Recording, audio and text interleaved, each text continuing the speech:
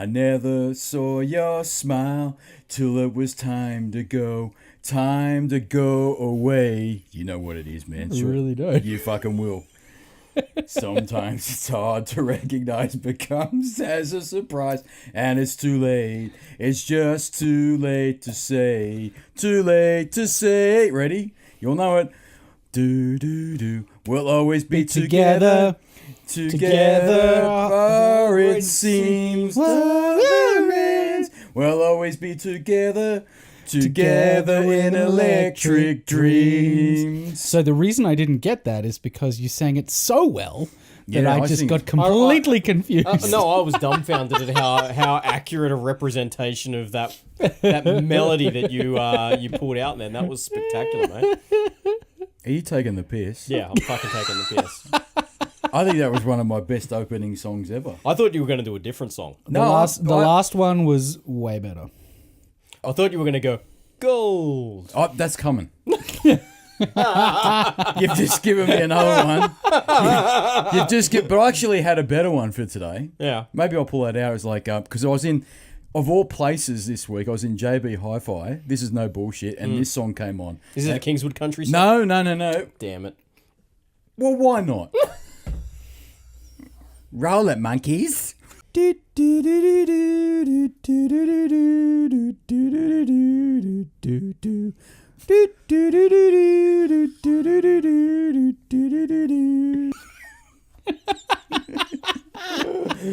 Have they I love how the rollets are getting more extravagant. It's like roll it, monkeys. Roll it, Roll it, monkeys. Well, I got to change it up. But I think, absolutely. But I think for Keep things fresh. I think Keep for the things Ram, I'm going to do exciting something. For the Ram, I'm two going to do a listeners. Rammstein special one. No, Rammstein special. Yeah. But I was in JB Hi-Fi this week, no bullshit, and this song came on, and this was going to be the opener, but I'll do it now. There she goes again, the maid lady. She hasn't given up hope. She just wants to be my Instagram friend and show her bum to me whenever she can, but she's not going to. You know why? Because you've got others in your life on Tinder? I do. I'm so popular. I'm so popular. I've been swiping like my finger is worn to the bone. Yeah, his finger. Your finger is onto the bones. Do you know what the song that was in the JB Hi-Fi shop? I can't. You ready for it? Are you ready? Yes. Are you ready? Do you want to get the power glove back on or what? You're the one that needs a power glove protection, buddy. I've got the power glove. I'm going to go home and use it. Like I said the when I was last on Does it here, have the rumble pack? if there's a man in his 40s and he has a power glove, do not touch it. This is Because why. guaranteed that person has remember, jerked off with it. So Super Simon, do you know that's why you were saying that he was saying to me before many times, my place is pussy repellent. Yes. You now see why that might be. We need to take Simon to I your think place. we need to do a tour. He needs a tour, but not today. I can't do it today. I'm tired. I've just. You got to go home and fix the aquamarine. I got to go home. The Aquamarine Park's almost repaired. Oh wow! Almost. How's everything going with your builder mate? Well, the Shower King's got to come Shower back King. for one more time. Shout out to the shower. Shout out to the Shower King. He's very, very good. You know, I rang their office. No, this is no bullshit. This is Kingswood Country. This is. I rang the office where the Shower King works, and I said to the receptionist, who I reckon sounds hot, but the Shower King says she's not. But I still. Yeah. But I bet she's like 70. You know what? He goes. She just sounds. You know what pretty. he said? He's a fucking cracker. He goes, I couldn't get up if I looked at her like that. But I still hold the hope that she's actually a lot hotter than he's saying, and he just wants to keep it to himself. Yeah, it could be. But I said to the chick that I spoke to at reception in their office, I said, you need to refer to him as the Shower King. And she went, oh. Like, in my mind, she was like, oh, you. But Do you come with the you car? come with a car? But it wasn't like that. It was a bit awkward and weird. But anyway. But the song that came on in JB Hi-Fi was this one. And this is what I was going to open with. And maybe I should. Yeah, okay. Such a feelings come over me. There's wonder in almost everything I see. Not a cloud in the sky, not a sun. Something in my eye, and it's only like- surprised if it's a rain. I butchered the lyrics to that. Yeah, but it goes, I'm on the top of the world and I'm looking down at creation, and the only explanation I can find is the love that I found ever since you've been around Tinder. You're the only one that's put me on top of the world. That was in JB Hi-Fi, and I was a very non-JB Hi-Fi. I know, I was thing to freaking hear. out. Most of the kids there wouldn't have ever. No, heard that I don't song know. They're never even born of these. Yeah. Can I tell you, songs. it was weird, and everyone was walking around the JB Hi-Fi going, "What fucking?" Usually the only time I hear that song's when I'm in our doctor's surgery. Yeah, and you're waiting for it, and you're waiting for a finger up the ass. That's what you're waiting for. You know? I was at a work That's not event. even a doctor, that's a dentist. Is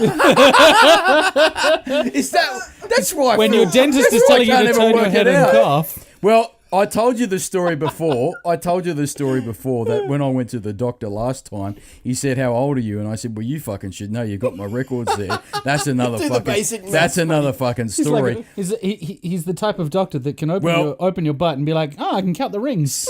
Super Simon doesn't know this, but he says to me, "Well, you're getting to that age where I need to check your prostate." Now, I fucking told you before that prostate is a troublesome thing because that's the reason why you got to piss when you do a shit, because that's what that kid said in the 3rd grade. But that's another fucking story, right? And so anyway, he says to me, "Well, we need to check your prostate," and I said, "Well, what does that involve?" He says to me, "You know what it means?" And I go, "No, I don't know what it means. I didn't go to fucking med school." And he says, "Well, I have to put my finger up your bum." And I said, "Why would you do that?" He says, "Well, that's how I can feel your prostate." And I said, "You're not going to do that." And he goes, "Why? Are you afraid you might enjoy it?" This fucking doctor said that to me.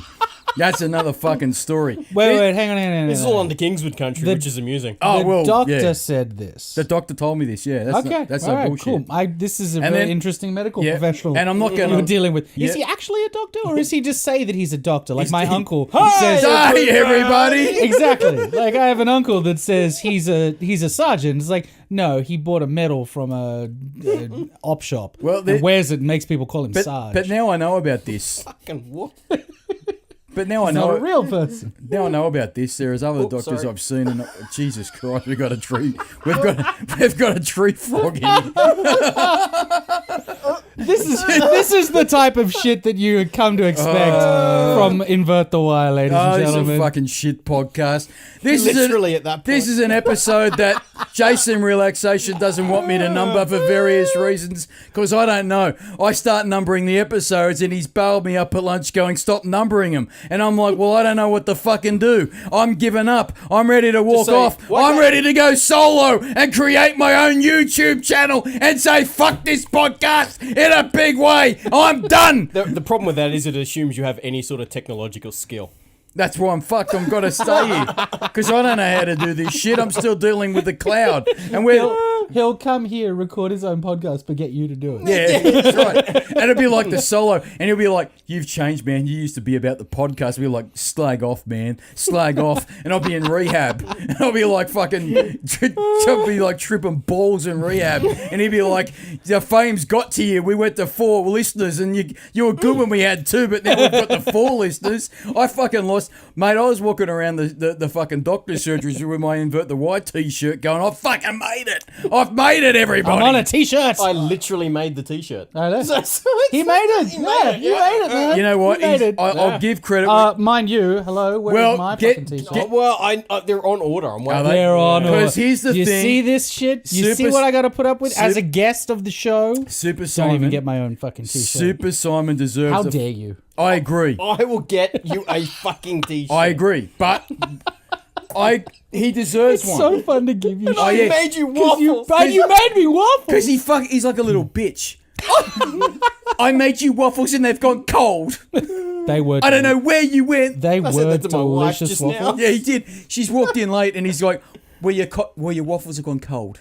No, I said soggy, which was Oh, more soggy. That's way worse. There's nothing worse than soggy I've waffles. just given you a soggy waffle. Is that the one where you reach around the back and you put 2 fingers in? Oh, let's and not then- go there. No, that was Soggy. does listen That to was this Soggy one. Soggy SAOs. Soggy SAOs. Remember that in the schoolyard? In the schoolyard? Yeah, no. In the school? How much What the supervision was at your school? I told you What none. school did you go to? A really bad one. Holy shit. That was one of those things of urban legend. Like that didn't happen. I at never school. saw it, but there were kids running around going, "Have you heard about Soggy SAOs?" This was in 1985 when I was in fifth It's been grade. around that long. Yes, Yeah. 1985. See, this is the thing. As a kid, you hear it, and it's like, there's no way that that's been happening. 80. That is now the oldest. Yep, I'm telling you now. I've heard of that. I'm fucking telling you the story. Fucking hell. I'll tell you the story. There was this No, kid. hang on. I do not want to hear a story about No. Soggy SAO. I'll tell you where it Okay, cool. started, Fine. right? Fine. Because it's 1985. Well, a lot of shit happened in 1985. I'll get to it, but I won't say it today. It's for another time. And in 1985, there was a kid running around. I won't even say the name, but I remember his name. And he was coming up and he was saying, "Have you heard about the Soggy SAO?" And I'm like, "What the fuck is that?" Because you know why? That's a fair bit to make. No, us say it's soggy. then he told me what it was, and I still didn't. I mean, they're kids. It's not Listen. exactly a porous biscuit. Listen. Listen to the fucking story. All right. Because I want to get out of this bullshit podcast under a fucking hour. I've had enough of this shit today. And while this kid was coming... Wait, is this the Ram? No, I haven't even introduced this bullshit podcast. He won't let me number it. Right? So what happened was, this kid said, "Have you heard about the Soggy SAO?" I go, "I've never heard of it. What is it?" And he said, "Oh, well, apparently this is what you do with SAOs." And I remember Mum used to make me... you eat them.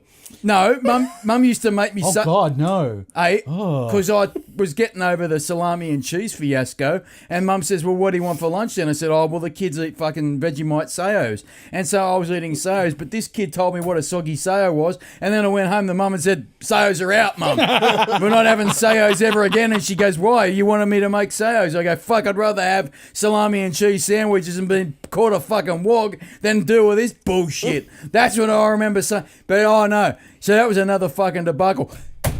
I'm numbering the episode. Fuck it. Episode 12 of Invert the Why. The right episode. Well, he won't let me number it. He won't let me do it. So from now on, are they all episode 12? Actually, that could be a running joke. That's a running joke. all now. right, every episode from now on episode is 12. number 12. And if we make it big and we get to episode fucking 1300, 12.16. this is 12 version 1300. Now people just think that's the 0.2. number of takes we've taken. Oh, we have, because We don't take any takes. We because just you know what fucking put it all there. you know what the sad thing is, we've actually rehearsed this. You guys rehearsed this? Oh, fucking oath. We're in the You mirror had at me in night. the dark. No, I don't know. I'm coming in completely blind. Yeah, well, we rehearse in the mirror. We get a little note and we're like, episode 12, and then Jason 9. Relaxation says this, and then I say, "Oh, that was fine and dandy. What happened to you?" Okay, in I call bullshit 1990? because there's no way you would ever use the word dandy. Well, tell the fucking internet that. They want to fucking crucify me with all the other bullshit. I'm on Alex Jones fucking levels again. This is an episode that I can't title because Jason Relaxation won't let me title it. This is Invert the Why, the only podcast sponsored by their mother and now powered by waffles, because we had waffles for lunch because we've made it big. And I tell you what, that sugar's gone on my head. I'm out of control. But I got Jason Relaxation here, and I'm joined by Super Simon, who deserves a fucking Invert the Why t-shirt for putting up with this bullshit. But don't give fucking Pedro a t-shirt because he doesn't deserve it. And I'll tell you who else doesn't deserve it. You don't give Pottery Pete nothing because he's acting like Stevie Nicks. I can't take it. That was the biggest rant I've ever had. That was superb. He's sending pictures of pottery at lunch going, "Ooh."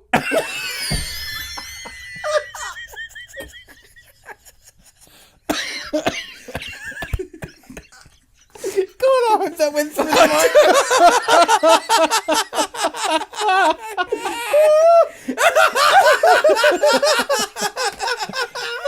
Unfortunate silence.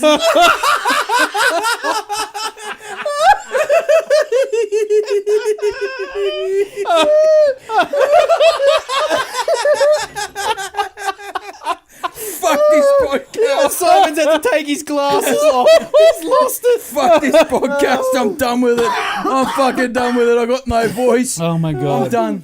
Oh, that was I'm so fucking cracked. done. I'm fucking done. I'm over it. I'm done.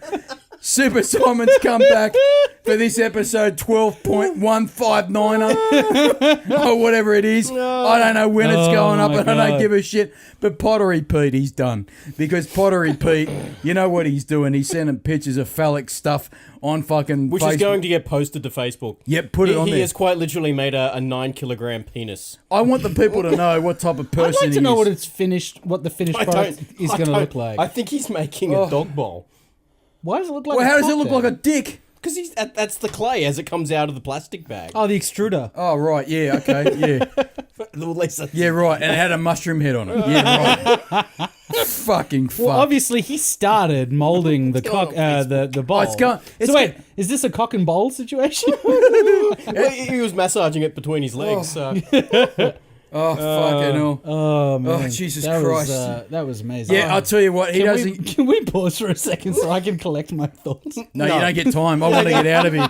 I'm done. I want this under an hour. I'm fucking over this bullshit podcast.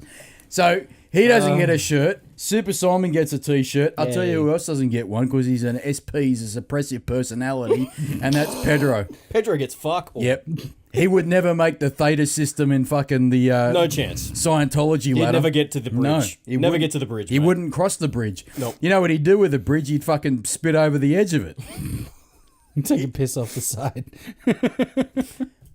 Let's start this podcast as we always do with a RAM of random access memory from this ever decaying, decrepit, fucked up brain that I carry. I gotta collect my thoughts here. While you do that, hey, monkeys, why don't you? No, hang on. I wouldn't dream of stepping on your toes. I got to think about how I'm going to do the monkey ram. Run on it, monkeys.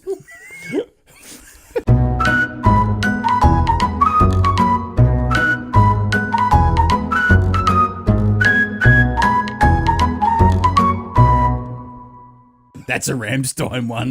That's a Rammstein ram. Yeah, roll it, monkeys. Sloshed. You know what? I'm going to match you with firepower.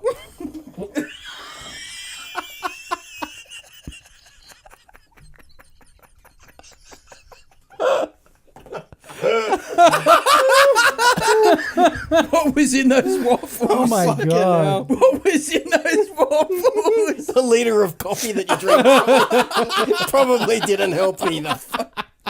We've got 49 minutes and I've got to do a piss and the podcast is over. I'm telling you man. that. Oh shit! I think we go back to 1987 for this one. The reason why I say this is that I had just started high school, which was 1987. Mm-hmm. And you and this other particular person that's involved in this particular episode, which is friend of the show, Foz. Foz, yeah, we spoke about him last week. Yeah, you guys weren't in high school yet. You guys were still in primary school. I reckon it was a bit later than that. I think it was either 87 or 88, but I don't think it was any later than that because you guys were still pretty little. Mm-hmm. And what happened was, this is a bit of a dad story. I like to pull out the dad stories for Simon. I Super do love Simon. your dad story. Yeah, They're well, this great. one's a pretty short and sweet one, but it's a fucking cracker. What happened Not a was Sao, a cracker. not a soggy Sao. I fucking never eaten Saos again. You've just damaged their Actually, reputation. I can't think of the last time I've actually eaten a Sao. And now that with all of this wonderful discussion of sogginess of the Saos, I don't think I could look at them. No, we've done. Can't look 'em in the face. Mate, they're going to come after us with fucking something. They're going to come after you. Yeah, for all the damage we're doing to their reputation. They're going to come fuck off, son. But there might be a whole segment of people that go out and buy Saos now because they're like, Could you know, be. Well, we could have increased their sales. yeah, because because they're looking for something to do on a Saturday night, and why not? Yeah, fair. If that's what they're filling their Saturday nights with. I'm gonna wrap this rem up quick. I'm fucking done. I think it was 1987 or maybe 88. I can't remember the exact year, but it's around that time because I'd only really just been in high school for maybe a year or two. Mm-hmm. You guys were still in primary school, and friend of the show, Foz, like a lot of times, he'd come over for the day, and you guys were playing. But what you guys were doing, you were playing footy out the front. Because Super Simon, we had a pretty big front yard. Yep. Right? I told you the story about the... Well, maybe I can't, because who knows when this is going up, because some fucking idiot won't let me number the fucking episodes anymore. At some point in At a some previous point, episode, at some you point, did mention. you guys were playing football in the front yard, right? And like a lot of kids will do, and a lot of kids have done this, I'm sure. One of you guys had kicked the ball up in the tree. And we had big gum trees, Super Simon. Right. So the ball got stuck up in the tree. And I was home because I remember, I think I was working on I was doing something. I can't remember what I was doing, but you guys had come in and said to Dad, oh, look, we've kicked the ball up in the tree. Can you help us? Or Foz, I think, might have even said, because he was a bit more adventurous, can you go grab a ladder? Or have you got a ladder, Mr. Such and Such? And we'll go and climb up the ladder and pull this ball down. And Dad's gone, no, I'll let me come out and have a look. So he's gone out and had a look at the tree and where the ball was, and he's gone, Yeah, no problem. yeah, no problem, I'll get it for you. And no bullshit. He's gone back into the house somewhere. You don't fucking say a word. Let Super Simon fucking react to this one. Because this is no bullshit. The old man's come out with a fucking air rifle. Now, Foz, the look on Foz's face was fucking pure. That's amazing. He was like, I don't know what. I fucking love your He dad. was like, Sorry, I love this version of your dad. he was freaking out, right? Foz was kind of like, he had this look of, what the fuck? But no, I think Foz is pretty accustomed to But it he by was this sort point. of giggling too. Yeah. Because around this time, Foz started having that, like, you sound like Muttley when you laugh, but Foz sounds like real Muttley, right? And he's got a smoker's cough, but he's never smoked a day in his life. It's the asbestos he used to throw He around. fucking worked at a chook shed, this bloke. No bullshit. yeah. No, this is true, isn't it? Yeah. He worked in a chook farm, his first job, and he said he was breathing in all the fertilizer or the chook stuff. Oh, yeah. He's coughed every day since. And he never wore a respirator. And he's always had a cough since. He was also a milkman at some point I remember he fell over. Remember when they had the milk? It was in a glass. They were in glass. Yeah. And he fell over and smashed them, and he fucking sliced himself to shreds. Ooh. He's had some cunt jobs in the past. He works pretty hard. He works pretty hard. He's always had physical jobs. He's always even had now, physical jobs, mate. He's a mechanic or something. Refrigeration stuff. Yeah. So one of his first jobs, he worked in a chicken shed. Yeah. And something that 100%. I'm not making this up, and it's not funny, but this stuff went on his lungs from my laughing. My mum's always yelled at Because him. Mum, Stop fucking smoking! Mate, this kid lived at our house, right? And Mum loved him, right? Because I like him too. I got a lot of time for him, and I really want him to come on. But Mum would say to him, "Have you been to a doctor about that cough?" And he's like, "No, it's all right. I'll be fine." Right? But before all of this is before when he used to laugh, he used to sound like Jason Relaxation, like Muttley, but like that. But then he'd cough. He'd go, right? It sounded awful, right? And Mum would be into him like, because he laughed all the time. He's always laughing, this bloke. Everything, he'd see anything and laugh. He'd walk into this room and see the fucking shit everywhere and start pissing himself laughing. Then again, it takes a fairly big nerd not to laugh. Yeah, but you know what? This is all appreciation. But he It's doesn't good. look like a nerd, man. He's a big strapping bloke. Last time I saw him anyway. And he's like, you wouldn't pick him as being that type of guy, but he'd look at all this and he'd just start pissing himself. That being said, this same guy, I went to a reunion not too long ago, our 20th reunion, and I messaged this fucker and I've gone, dude. Oh, this is beautiful. Dude, are you showing up to this thing or what, man? I came all the fucking way out to middle of nowhere to go to this reunion. He goes, nah, man, I'm playing Fortnite. He couldn't be bothered coming He to this couldn't be asked to reunion. his reunion. Yeah. We haven't seen people for 20 years Yeah. and he's like, oh, no, fuck it, I'm playing Yeah, Fortnite. he's To be fair, if I even thought about going to my 20-year reunion, I'd probably Well, you rather know what? play Fortnite as I'll well. go you one better. It's been 27, 28 years since I've left school and no one ever fucking once had a reunion because no one gave a fuck. You know why? Because I don't give a fuck. Yeah. And if they suddenly said, oh, do you want to have a reunion? I'd be like, yeah, I don't know, think about it. And I'd probably join Foz playing Fortnite. And I don't play the fucking thing. You know what I mean? But anyway, he's got this like laugh and he used to cough and then Mum would be to him like, can you get yourself looked at? And Mum loves him, you know, she'd always ask after him and stuff. But anyway, Dad's come out with his fucking air rifle and Foz has just lost it because he's expected everything now at this point, course. right? He fucking lives at the place. And so he's just started laughing, but he stopped laughing when the old man got the gun, put it on his shoulder, aimed, and then shot the ball out of the tree. Right? And the ball fell down covered in fucking slugs. Cause Slugs? Yeah, because he didn't have one. Like pellets. Like pellets. Oh, right. Yeah. Sorry. Yeah, like... So he shot it a bunch of times. I fucking oath he did. Because the first one went in, it didn't move it. Of course. So It's no longer inflatable. So Dad's gone, It's a Swiss cheese ball. So Dad's gone, I need to get it out a few more times. So he's probably put 6 or 7. Dad's just like, fucking shoot this ball. Yes. Yeah, that's exactly what I Yeah, was and then thinking. finally, because it's got like 6 or 7 slugs in it, the thing's dropped, but it's dropped to the ground fucked. Right? It's like, It had no air in it, had 6 or 7 slugs in it, and here's the best bit. He's picked it up and given it to Foz and goes, there's your ball. And he's walked off back into the house. And I remember when it was winter, because he's come out, right? He's put a couple of pellets in the ball, and the ball's dropped, and he's gone, all right, I'll see you later. I'm back watching the footy. He's gone back to watch the footy. No fucking bullshit. And he's given the ball back to fucking Foz, and Foz has looked at it gone, I expect that. That's no bullshit. So there's your ram. I'm spent. And I even did the Monkeys Rammstein style. And if I didn't do it, because you want to edit it, because you don't like me saying fucking certain things, like what number the episode is, here's another monkey little thing. Roll it, monkeys. Topic of the show. Underrated games. I've got quite a few on my post-it notes, and you might laugh because it wasn't on the cloud spreadsheet, but I don't give a fuck. You keep talking, I'm going to go look for something for Super Simon to keep him amused. I'll be right here. Oh, so you'll hear us. Okay. Okay. So Jason's gone off camera. He's potentially even... what's he Oh, doing? wait. What's he got? Ooh. Oh, Oh, hello. hello. Well, this is like an unboxing. Ooh. Are we presenting him with something? Don't fart it. Jesus Christ, he aimed his ass at Super Simon. Seriously. Come on, man. What have you got there, man?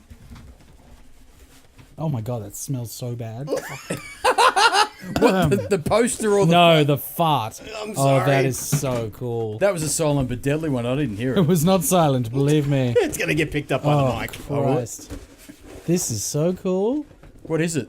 This is a poster Going back to your underrated games. For the two game audios. that I was going here. Hold Audio this listeners, end. yep. I'll grab that You side. grab that end, and we'll hold this up, and we can show everybody at home.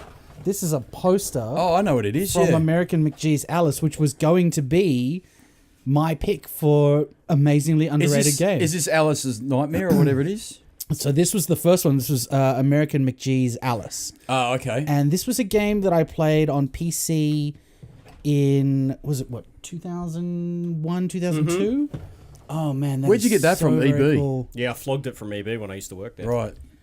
That is serious. This game was such an amazingly weird, Weird and creative gothic twist on the standard story. Like, the Cheshire Cat was really cool and really creepy. Because the second game was Alice's Nightmare or Alice's Nightmare. And then was there Nightmare Returns? Then there was American McGee's Alice Returns. There was a couple of them. Because the Hang on, second I'm gonna game look was it up. quite widely The second accepted one and was popular by the critics. It was much more well accepted, but American McGee, like the first one. Sorry, geez, Alice. There was a series. Why am I not connected to the internet? And that first one that I played, I just remember thinking, this is the first third-person action adventure game that I remember playing and going, wow, that's really fucked up.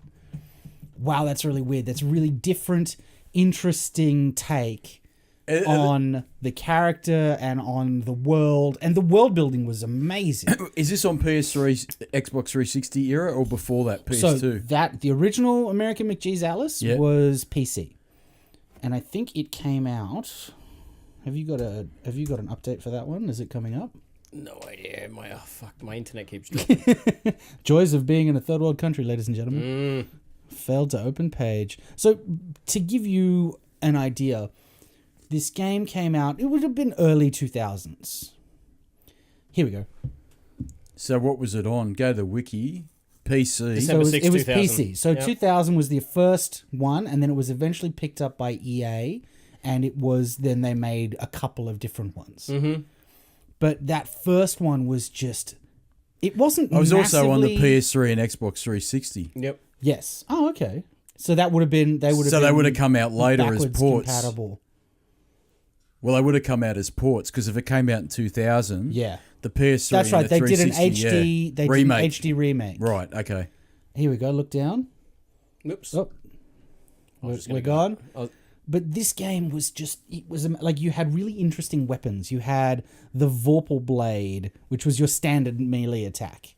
And you had cards. What would you describe it as? I've never played it. What was it, like a hack and slash? What was it? Think of it as a Nintendo 64 era Open world. open world linear based action platformer. Right.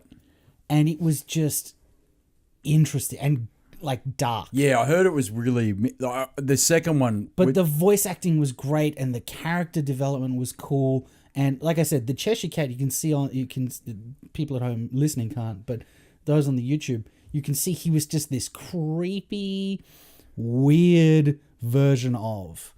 And man, that game, it was one of those games that kicked your ass, but you enjoyed going back to it. Yeah, okay. So if we're earlier episode we talked about Legacy of Kain. Yeah. That sort of... That's on my list, by the way. But I don't know if that's underrated because a lot of people like that. But that was on my list. Legacy of Kain. Yeah, Soul and then Reaver, there was yeah. Alice Asylum. Yeah, there was... the Okay. sequel, I think, which wasn't as good. But there was a couple of different ones. Was it Nightmare Returns or something? I remember seeing something, and that was really well received by critics and gamers. Hey, look, there's your poster. Mm-hmm. But without the words. That's very cool, man. Oh, that you were right. That totally blew my mind. That is amazing. Does he get to keep it, or do we tell him to fuck off? No, Fuck off. That's I am a 35-year-old man. I don't need posters. And it looked pretty cool Yeah. on that wall That's there. where it's going to go. I've got a Doom poster to go there, too. Oh, nice. Original Doom poster. Well, I collect posters. I don't give a fuck. No, I'm just saying I don't have. I have a wife. She won't let me put posters up in See, the house. this is where... So this is my room. yeah. I'm gonna get one of those one day. I swear, it's gonna happen. I do. Simon's gonna have a man cave. I do. It's called It's a gonna house. be great. So what are your games, Darren? Mate, I got a few. The first one I want to go over is Call of Juarez. You might want to wiki this one up. I remember that game. Do you remember it? I do remember that game. So you get Juarez is Juarez. That's it. And Call of Juarez is a first-person Western shooter. Came out, I want to say 2007 on the Xbox 360. it was PS3. it was a launch title, I think. No, it was about a year or two after the Xbox 360 came out. Okay. This was one of the predecessors to. There you go, 360. Yeah. That was a predecessor, not in line, but to. It's what was almost like a proof of concept for the Western. For Red Dead. Well, it gets overlooked because people were saying... I remember there was a video just before Red Dead Redemption 2 came out. I think IGN or GameSpot might have been. One of the mainstream media companies did this. Games you should play to get yourself hyped up for Red Dead Redemption 2, which was kind of funny. But was Red Dead Revolver as part of those? No. That's one of those games. No, but this is a game they should have included, in my opinion, because this is a bit like a Red Dead Revolver, but much more refined. It's and it's a first-person shooter. Red Dead Revolver was third person. This is a really interesting tale too of two brothers. One brother is a more straight-laced kind of character, and that character on the screen, his name's Ray, and he turns out to be a mad preacher.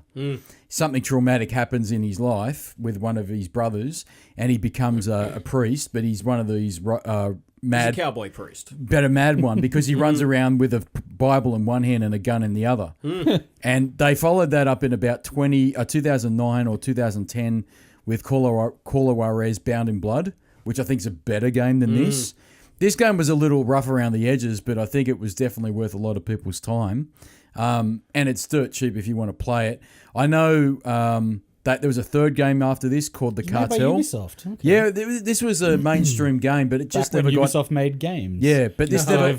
The same game every fucking month. But this is what you're saying. I remember the last time you came here, you were saying, why don't they make another game or they do something different? This would be one of those titles they could call back to. Exactly. But they did release a third game called The Cartel, and they lost it completely. That was the modern one, wasn't it? That was the modern one. And what it was, they said that the character in that modern one was descended from Ray, or one of these characters from the distant past. So this was all set up. This was set in the late 1800s or something like that, towards the end of the Western era.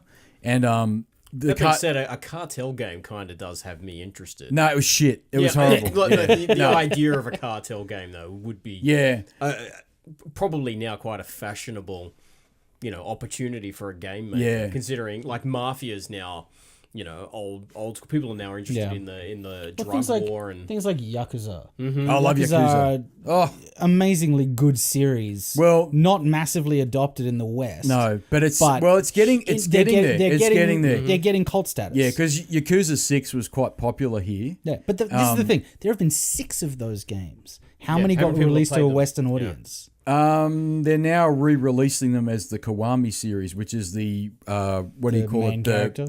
They're the remastered games of the very first Yakuza game. So they've done Yakuza Kiwami, because Kiwami in Japanese is ultimate, isn't it, or definitive? Mm-hmm. So they've released Kiwami. Then Kiwami 2 was last year, and we're getting 3.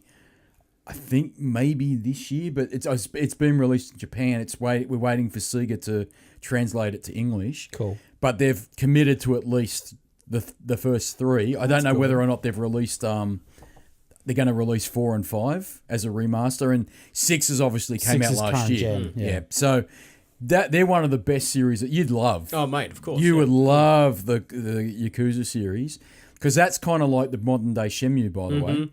So that's I've heard it compared to that before. yeah, it's kind of like very Shenmue-esque in a way, where it's kind of sort of open world, but not. It's got the same Japanese layout in terms of the fictional town that you visit. It's got all the stores, and you can go into the stores. It's got like a night and day type of cycle to it. 6 was excellent. I've actually got 5 on the PS3, and I haven't played it, but I've downloaded it. I'm going to play that at some stage. Nice. But Call of Juarez, very underrated game, and the follow-up Bound in Blood was even better. Pull up Bound in Blood, because I feel like I remember that. Bound in Blood, I'm sure, was 2009, and I've just recently replayed it on the PS3, and it's not as good as I remember, but it's still a very good game. And you can, they're all I remember that Yeah, box art. all platforms back in the day. And I don't know if it's backwards compatible on the 360, but the Xbox One, sorry, but the third game, The Cartel, is backwards compatible.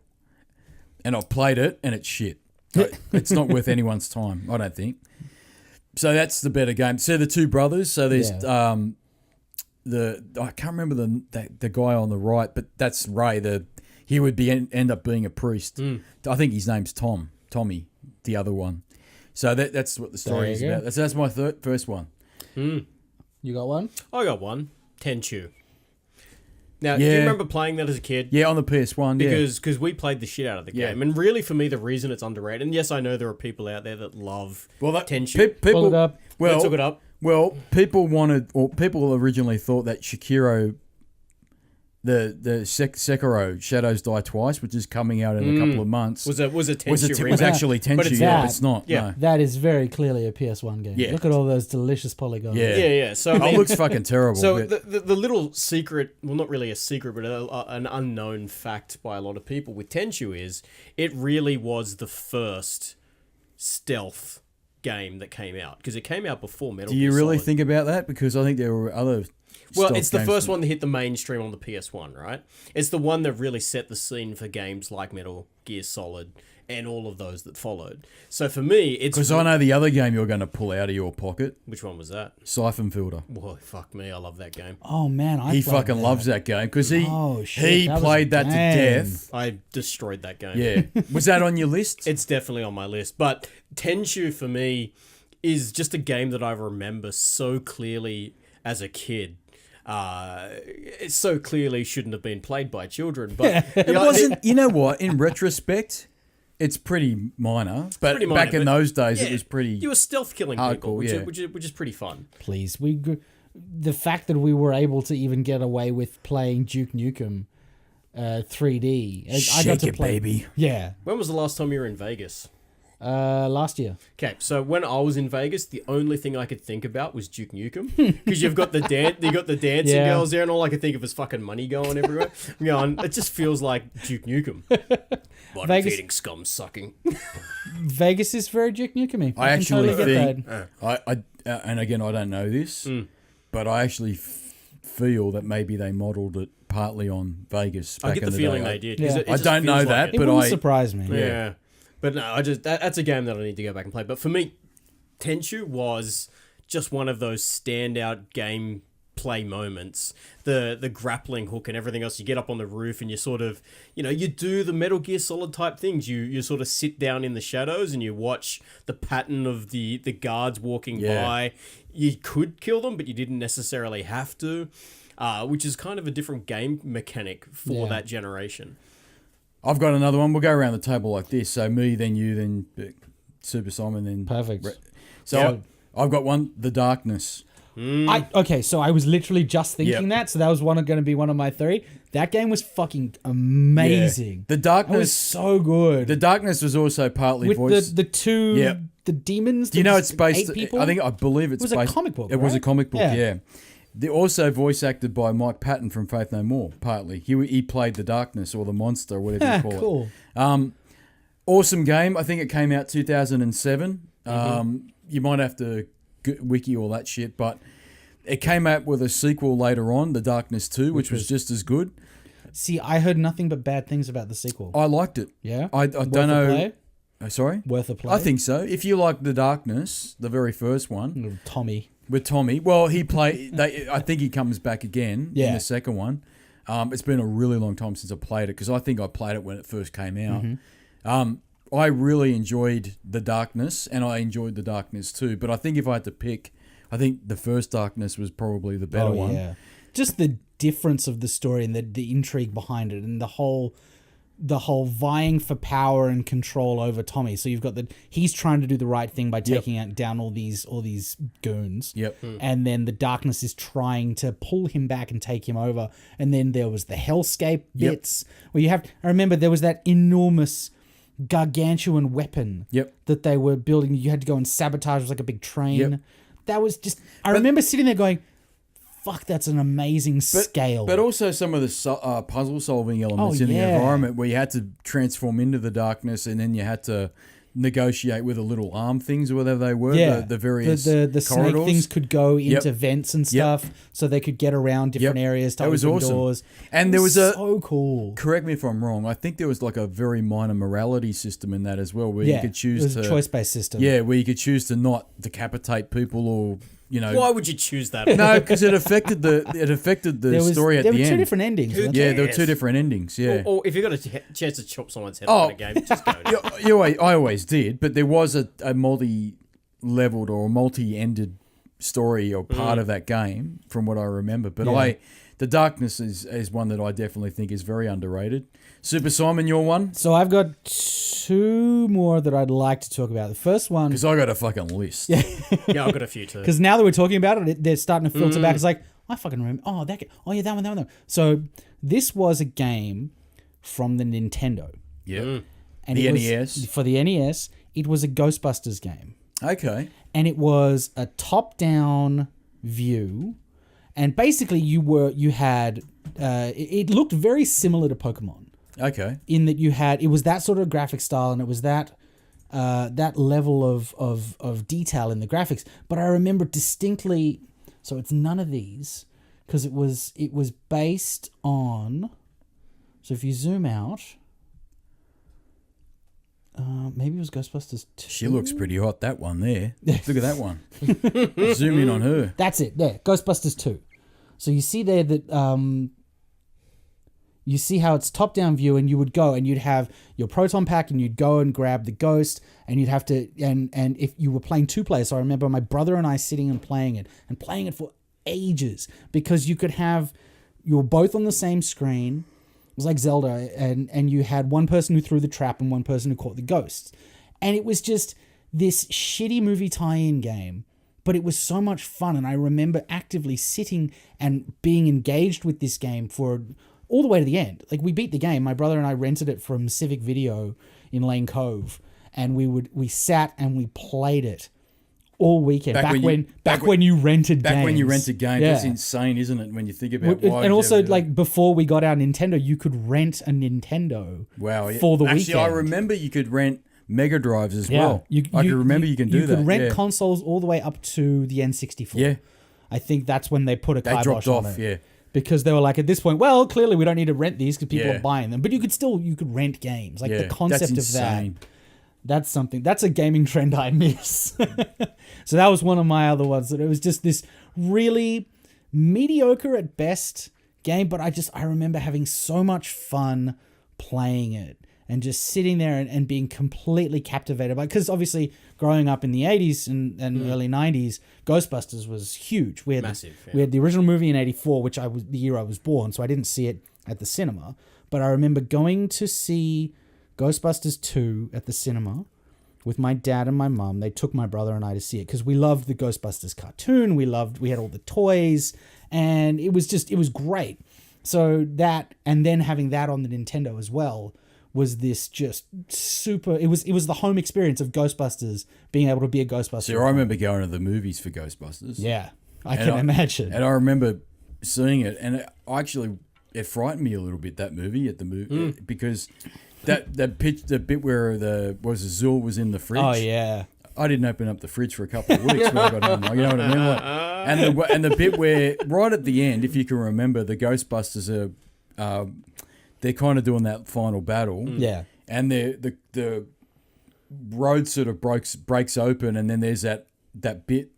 Well, at that point, I'm thinking that would have been awesome if the Ghostbusters had gone down into the ground and gone into the ghost dimension to fight the ghost. That's what I thought That's was a going missed to happen. opportunity. Well, I think they were limited. Well, we're gonna see a new Ghostbusters movie in Sounds like. 2019 or 2020. Sounds like. I kind of lost interest after the last one. Yeah, But you know what? The great thing about this new one is it's written by Jason Reitman and directed by Jason Reitman, whose father, Ivan Reitman, helped and co-wrote and directed So the original. he's going to fix up the fuck. I think it's It's half going a to be a chance. continuation I think it's half a of chance. after 2. Whereas the 2016 reboot with the all-female cast, I have no problems with it. It was a fine movie, but the biggest problem was you had amazing comedic talent. That just weren't funny.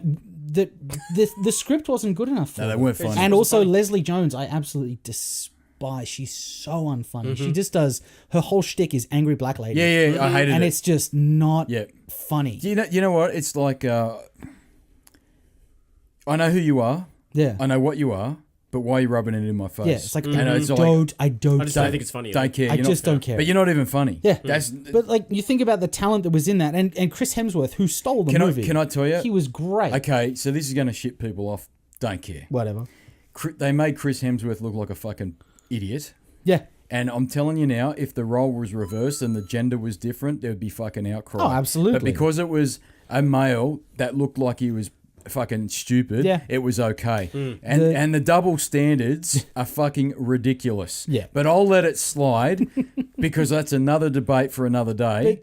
But With that movie, you had Kate McKinnon, who is amazing in everything. She's always funny. yep. You have Melissa McCarthy, who is it Melissa? Yeah, Melissa Yeah, she's McCarthy, very funny who is too, always yeah. great. Yep. And Kristen Wiig. So Yep. you had great. The talent was there. They it just was definitely there. yeah. It just there was. No. It Script didn't was shit. have. No. Yeah. No. Or they didn't let them ad-lib enough. Yeah. That's what it felt like. It's like, Yeah. you've got some very funny people in this. But they had- Let them be funny. Just let them But make up they their own also, lines. but look, they also too. They It was had a big budget. Like that was there was a lot riding. But on there that. was also too the political agenda in that Of movie, course. which fucking ruined it. And that's what kind of turned me off it. I didn't care about the all-female cast at all. I don't care what gender plays what. But what upset me was that it was very, very over the top, deliberately. over the top, deliberately in your face. This is our agenda. my But biggest. but the script was god awful, and it wasn't funny. My- It wouldn't matter it wouldn't matter if it was a male or a female Yeah. delivering those lines. It would have been. It That's would what have I fell mean. flat. Let them It make would have up been their shit. own lines. The effects were great. Oh, yeah, of I course, loved yeah. the ghost fighting equipment that they built. That was great. The biggest thing, the unforgivable sin of that movie was that fucking atrocious Ghostbusters song that Fallout Boy did. Oh yeah. Oh my god! I never wanted to rip my ears off more than hearing that. I don't know. There was one trash. other song that was worse, which was the Bethesda E3 event. Oh, that was terrible. That was the whole thing. Like, I love music. It's kind Well, of you what know I what? do. And that was the one time I hated music. Well, you know what? This is a little mini topic. Yeah. E3's dead because It's EA dead. have announced yesterday they're pulling out Yep. as well. And that think means Microsoft is everyone. It's all there. Well, you know, But you know what? E3 is not what it used to. No, be. it's It not. used to be They something made it cool. the second they let end users, consumers in, Yep. they broke it. but they were losing money. They basically the made it venues. video game con. Yeah, exactly what they You know, did. if they wanted to do something cool, then they make an entire. They strip E3 away, or they go back to E3 being just for press and just for the developers. You have then a video game con, because Comic-Con works. Everybody knows Comic-Con works, and everybody's getting their own thing on it. There's Oz Comic-Con, there's WonderCon, there's all these different versions. Do a video game con. But you know what? I think Just like make that a thing that that way you Yeah. get your people. They can sell their merch. You can get them to meet the developers. They can pre-play games. Do the whole cosplay thing, but don't make it that as like you make it a spectacle. You make it an event. You don't just have it for the sake of having. But I it. think I know I'm going to get called a Sony fanboy, and I am. I'll That's be fine. the first one to admit it that I am. We will freely shun you later. But I think they put it the best of any company where they said that it was originally a trade show. Yeah, Yeah. And then somewhere along the way, it lost its its trade. its I guess its essence or relevance as to what it really was. And if you go back and look at some of the old archive footage of E3s back in the 90s, the first one that that Reggie were- was at for Nintendo Yeah. was fucking amazing. yeah, but it was a trade show. Yeah. It was them bringing in customers and retailers and the press saying, That's it. this is our plan for the next 12 months. But towards the end of it, it became an entertainment like Super Bowl festival where they're doing silly things on stage and It's kind of irrelevant now because Absolutely. the information flow from developers and Yep. from the Microsoft. There's no surprises. There's no surprises. You look at Nintendo. They do the almost monthly Nintendo Directs, which are fantastic. yeah, because they've got something to say. Yeah, because they've got something Yeah. every month why, to showcase. And why leave it for a year? Yeah. And when you do get up there on stage and it costs you millions of dollars, because people forget to hire out that center stage for whatever it is, Millions. that's millions of dollars down the drain. Yeah. And what's your return on investment? Because guess what? Everyone knows what you're going to say anyway. Like whenever Sony got up on stage and said, "Oh, we're going to talk about this, this, and this," it was like going through your parents' closet at Christmas time and discovering all the presents that Santa was going to give you. You know what I mean? So you knew what was coming, and you're like, well, what's the fucking point? And then everyone was like, well, I want to talk about that at another time. Gaming stigmas, but this stigma of gamers are entitled is not so much true, but there's a little bit of truth to it where that's where fandom. people go. There's a difference between gamer and just fan. Yeah, but where people go, oh fuck, you got nothing to say, Sony, or you got nothing to say, Microsoft. Well, you fuckers read They're it all on the constantly- internet. well, they're you constantly read it announcing stuff. But you read it on the internet Yeah. 2 weeks ago because GameSpot broke the story. Because guess what? They're not relevant either anymore, Well, even- and neither's IGN. And you the fuckers. whole thing with it is that the way we consume information is so totally different nowadays to what it was a decade ago. Well, even a decade. You know ago. something's up because I was saying to Jason earlier on this week. IGN have announced that their major podcast Beyond, and I think Unlocked. I'm not sure about Unlocked, but Beyond is not going on YouTube anymore. It's only going to go audio. Really? Yeah, and That's a big loss. That's what I think. Is it just because of numbers or viewership? I think it's got to be numbers. I think but they've probably done the There's crunching. no ROI. I'm sure they've looked at the numbers and gone, well, why have we got a fancy set that no one's watching? Yeah. We'd be better off Costing them a fortune. We'd be better off getting a mum's basement like we have, and having the success that we have at Invert the Why, and sitting in, you know what I mean, Well- and just talking shit. You know what I mean? If only we had their numbers. Exactly right. Fucking be amazing. But you know what I'm saying? They've probably done the numbers on it and said, well, no one's watching it on YouTube or no one's subscribing to it. We'd be better off. But that says a lot to me. That says that most people are not getting their news or their information like But have they you used heard to. the quality of It's shit. Some of their reporters are really. Remember the They're one fucking there useless. was one I sent to you a couple of weeks back where this guy just sounds like he's about to slit his wrist. Is that Damien? Yeah. Oh, He mate, is the most unenthusiastic guy. He's like, the way that he talks is always like this. And he speaks in this really monotone voice. But you know what, Super Simon? fucked. They've cut their own throat on this because I'll tell you why. I was saying this to Pedro because Pedro used to be a big fan of what is it? Rock paper shotgun. And they used to write PC reviews about games and stuff like this. Right. And anyway, one day I read one of their articles from this supposed fucking journalist who was telling everybody about her opinion on Assassin's Creed Odyssey. So this is about a year a bit ago. And she was saying, quote unquote, I've played 2 hours of Assassin's Creed Odyssey and it's the best Assassin's Creed game ever. It's awesome. And I'm sitting there going, darling, Really? I'm sitting there going, hang on. I'm not a fucking smart bloke and I'm not a journalist. But I know this game's 100 hours minimum to get the value out of it.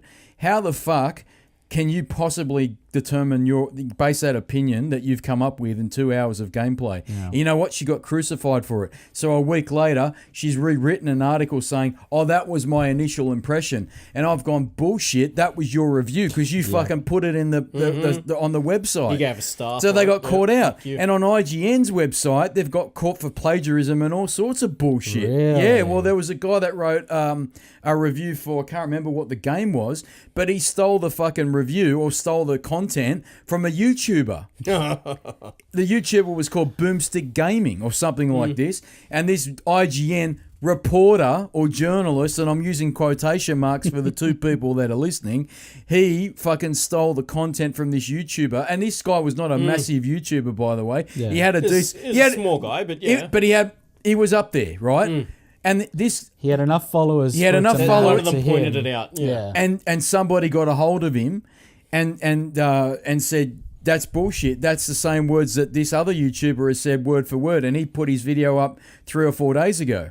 And so IGN are a fucking Man, basket case, man. That's terrible. They're a basket case. And I just wonder what their viewership is like and their subscriber base is like. I don't know, but I'm suspecting it's on the decline because for them to come out and say, oh, we're not going to be on YouTube anymore, either says that they don't see any value in it at all because they're not getting any views, or they're trying to cut costs and go, you know what, you fuckers don't have to look like you look on the TV and we're not going to use this space of our studio anymore to make it look fancy. Because Podcast Beyond, when Greg Miller did it and Colin Moriarty did it, I'm not joking. It used to look like this. They were great. They were awesome. It used to look like this. It was a fucking table and a couple of microphones, and they talked about PlayStation. They were fucking awesome. Now it's a set with a revolving fucking TV and all sorts of shit. And you know what? The content's shit. They don't know what they're talking about. And so I just wonder if people are saying, "Fuck you. I'll go to this other YouTuber. I'll go to that other YouTuber." But here's the thing, though. Like realistically, how many people watch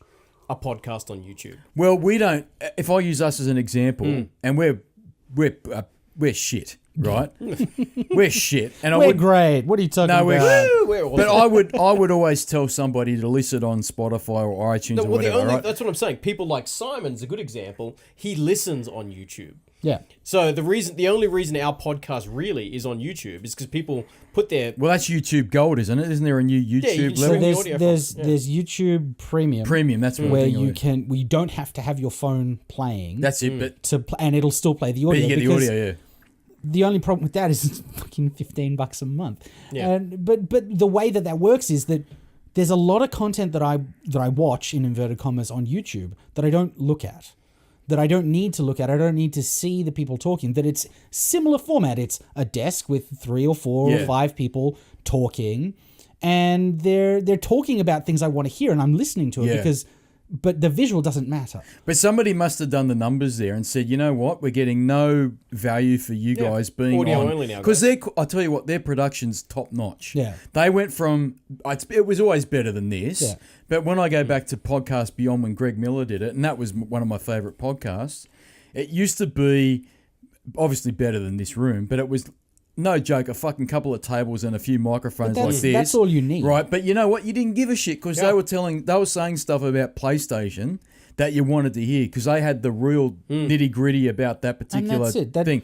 That's what makes for engaging content, is that you're listening to what the people are saying and you're engaging with it. And the information that they're portraying and that they're putting across is relevant to you. So it doesn't matter what they look like. So I was just going to say the opposite of us. We basically do nothing. The thing with this show is that the first half or the first segment is proper banter, a bit of a laugh about you, and then we get into the serious. We never in serious. inverted commas. Sometimes we do. It's like, we but fucking like this, struggle. We've tangented it off in 4 different directions because that's what a gaming podcast is. Well, you have a topic that you discuss, and then you get tangential into other segments of it that it all brings back into the one overarching The last few comment. podcasts I have watched content. on YouTube from this particular group, I have to admit I've got halfway through and I've nodded off. Yeah. Because I'm like, well, fucking hell. And I would be better off listening to it on the go while I'm driving or something like that. You know what I mean? Yeah. But I don't know how we got onto that. But anyway, I have one more game. one more. Go for it. I've got. Oh, you go. You Yeah, go. I'll Go for it. Because I got a couple. I'm actually just going to say the name, and Go. I'm going to see your eyes light up. Go. Rise of the Triad. Yeah, I agree. Oh, That was great. That was a great Rise game. of the ludicrous Gibbs. Was that not Yeah, one of a great. 1995? Yeah, great. If I remember One of correctly. the most OTT. Well, very mid-90s. Yeah, I would have Oh thought. yeah. Yep. So 1995 is my memory because I think That was actually, around. No, I reckon it was there around was Christmas time 94. there was Rise of the Triad. There was Blood. There was Serious Sam. Serious Sam was the other one. There was Redneck Rampage, which Yeah. was also Oh, from Redneck 3D Rampage. Realms. Yep, fuck. There was. You know they're bringing Serious Sam to the PS4. Are they? Yeah. Fuck me. Google new that. version. I could be wrong. I'm sure that I And then there read was something. Shadow Warrior. Shadow Warrior is currently out on PS4 and the Xbox One, but there's also there was a- Shadow Warrior 2 is the other one. But that What was am I- that what was am I the Googling original again? one. Serious Sam on PS4. Oh man. Oh shit! I just fucking went backwards. Go sure. forwards. Yeah, there it is. See, I'm no bullshit. I don't know when it's coming out though. Man, Serious Sam was such an interesting. Like it was a Duke Nukem. Serious Sam was Duke Nukem. Yeah. But It I was actually over think, the top and but I it was actually think- ludicrous, but it was still fun. But I think it's probably even better than Duke Nukem because it had a lot of interesting gameplay elements. Yeah. Remember those fucking Duke Nukem the was just run shoot. Yeah, the hordes of whatever they were, and you just use those ball bearings to knock them all over. I mean, That's Rise of the Triad had lots of different interesting Yeah. weapons and bouncy things that you could And jump on. they had the trampolines. The they trampolines were had- fantastic. There was puzzle things. Yep. Then there were traps. Yep. Like the spinning rotator, the minces. I fucking love that game. God, that game was just. It and was a then good game. see again, this is one of those games that you almost had to cheat to play. Oh yeah. You know, it was another one like Doom where you had IDD QD, IDD KFA. So you could play the game, you kind of had to know those cheats because if you played it regularly, If you're a fucking pussy. I never cheated in those games. I never No. played. I never cheated in Doom. I We used to Doom- play it on Hurt Me Plenty too. Doom I played. I will admit I did the weapons code and I occasionally did God mode because I was like 8 or 9 at the time. Hey, that's how I got into it. I don't care. You can't cheat now. We're only giving you shit. No, but this is the thing. Those games taught me how to play games now. So when I played Doom when it came out in 2015, The new one. Yeah. The new one? Yeah. I Sounds played right. that and I played it on Hurt Me Plenty and it hurt me plenty, but I fucking got through it. And that's what those games used to teach you. It was about having the hand-eye coordination to get through it and fucking absolutely own it at the end of the day. Which and interesting you say first-person shooter is my next one is F.E.A.R. Oh, I was going to say it's on my list. F.E.A.R. That's on my list. Yes. Oh my! Okay, so I got a Yeah. new computer when it came when F.E.A.R. came out. I got a new computer with a new graphics card that I built. Awesome and it- fucking game. Oh, sorry, Siri, shut up. I got that game and it came with my graphics card, Yep. and it was from Sierra. I think it was Sierra was Studios, a Sierra published game? I think yeah, it or was. yeah. maybe even Idol. Anyway, I think it was. that I think it game- was a Sierra published game. Maybe just quickly wiki. I that. remember it was one of the first games that I noticed that when you it's obviously using mouse to view, but you looked down and you could see your legs and you could do things like slide and you could Yeah. kick and you could kick doors and it had bullet time and it was just such a cool But the fucking and the story and the atmosphere was unbelievable, so good. and it was so scary to play at Oh, night in the yes. And that little dark. girl, That- it was what like there was what the whole her name? ring. Alma. Alma was her Alma, name. yeah. Yeah, Alma. Yeah. And it was fucking terrifying. Okay, so Vivendi, Universal, Vivendi, yeah. and Warner Brothers Yeah. were the publishers for that. And god damn, did that game scare the piss out of me. Whatever happened to Vivendi? As They got bought out by Universal. They were Vivendi, Universal, and then because they did a couple of games. click on Vivendi, Universal, see if they still exist. I don't think they do. I don't think they do But either. there was a couple of Fears, wasn't there? There was at least There was- two. there was actually and there was three. an add-on for Fear 1. There was 3, because there was Defunct. Yeah. 2018. 2008. Oh, a that's shame. bullshit. Yeah, there was actually 3, I believe. There was F.E.A.R 2, and then there was the third one, which was a co-op game. With a 3. F3AR. Yeah, exactly. So F.E.A.R 3. For 3R. So F.E.A.R 3, you could play co-op. Because you remember the bad, you remember the evil spirit or whatever his name was? Yeah, the bad guy. Yeah, go back. He's fucking hopeless. Take it off him. He's fucking useless. He asked him to look up shit and he can't do it. Fuck you. Who was the protagonist? Yeah, who was the protagonist? So that guy, you could play him as well. So you could play 2 players co-op with F.E.A.R 3. But you know what, Super Simon? It lost a little bit of its atmospheric brilliance in that third game. Paxton Fettel. He was a psychic and he was the bad guy, and he would randomly mess with your head and pop up. So in F.E.A.R 3, you could play as Paxton Fettel. But he didn't have any weapons. I don't believe you used mind control. All psychic powers. Yeah. So it was good, but it wasn't as scary as the first 2 games. And it lost a bit, in my opinion, that game. So it wasn't as good. F.E.A.R 2 Project Origin. Yep. Which was in 2007. Yep, it sounds about right. That must have been the one, and that's the one that got the console ports. Yep. Because F.E.A.R was only a PC game, wasn't it? Yeah, it was originally PC only. Yeah. And then they ported it to the 360 and the PS3 maybe. 360 PS3 in 2007, 2008. Yeah, I played it on the PC as well because I got that when it first came out. That was the last computer I bought for gaming. I used to shit myself because my place, I'd play it upstairs and I'd pretend I thought I heard noise down below, and it would be pitch black downstairs, and I would shit myself. But that game was the game that taught me that I could not play games after 10 o'clock. Yep, because you can't go to sleep. Cannot go to sleep. It just kept my mind. That too was active. one of the scary. Now I'm going to lead into another scary game that's even scarier than that. But that is one of my favorite scary games. Yep. Right. But that series lost it a bit for me. Yeah. The third game was fun as a co-op game, but it wasn't as scary. But my next game is a fucking really scary game, more scary than that, probably my scariest game of all time, and that's Condemned Criminal Origins. Ooh, I remember that game. That game was fucking bullshit. Fucked. Yep, that game scared the fuck out of me because you know why? You never had any weapons, Super Simon. You'd only find like a lead pipe or something, and they always had durability on them. So you'd use the pipe or whatever you could find, or a board with nails sticking out of it, and you break the board and you have no weapons. You very rarely found a gun with bullets in it. If you found a gun, there were never any rounds for it. This is a Sega published game, by the way, and not only that. Guess what the baddies were? They were drug addicts. No, they were. So, Kingswood Country intro? Pretty much. Condemned 2 wasn't as good as Condemned, I don't believe. So what do you reckon was scarier, this or Outlast? Oh, fucking Condemned Criminal Origins by fuck. Outlast. Oh, God. No, Outlast. Have you ever played that at night time with headphones I haven't been on? able to play that game, and I know it's on the Switch, and I've heard it's amazing, but I couldn't play it. God, because that game. I was like, no, I think Condemned is scarier. Really? Yeah. God. Because you know why? I'll tell you why. Outlast is a bit of a. So Criminal Origins was the Criminal first Origins one? is the third. Outlast is a bit of a corridor hide type game. This game, it was the same, but you're constantly being harassed by enemies, and you did get weapons, but not very effective. Not very effective ones, and so you always felt like you're on the back foot. It was an amazing game. It was a very early 360 title too, by the way. It wasn't a launch title. May have been like first year. First year, absolutely first year, and it was amazing. PS3. Yeah, it was fucking bullshit, that game.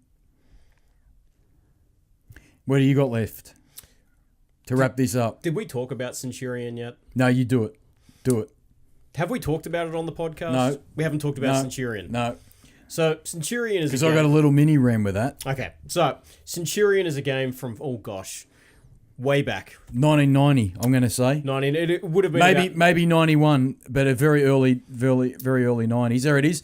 Centurion Defender of Rome. That's a YouTube. Defender of Rome.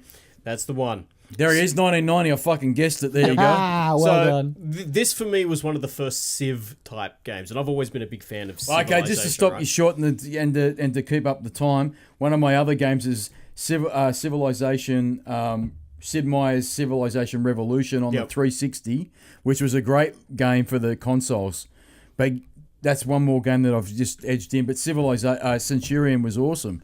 Fantastic, because it taught me more about the Roman history than pretty much... Games are for learning. Well, this one in particular was, because it's going through and you meet Cleopatra. I think you play as Mark Antony. Was this a real-time strategy game? I think it was. No, it was turn-based strategy. Turn-based, okay. Oh. So, turn-based, you get to explore a large portion of... Oh, it was fucking awesome. Mate, this was a spectacular game. And you build up troops. The one thing that was really interesting is as you took over different areas, like for example, you go to Germany and you take over those parts. Yeah. You'd actually be able to utilize their troops and things. But the really groundbreaking piece for this is you had to negotiate and have treaties, and you had to have relationships with your neighbors. Otherwise, they would come and fuck you. That's right. I remember later on in the game, as you got towards the Northern Africa part with Egypt, you could actually have a relationship, like a love interest with Cleopatra. That's right. You could get it on with Cleopatra. That's hilarious. It's a fantastic game. You had the fucking barbarians. But yeah, you said you've got a bit of a... See that dialogue box there, Super Simon? That's how you respond to their questions. Mm-hmm. That was part of the diplomacy of this game.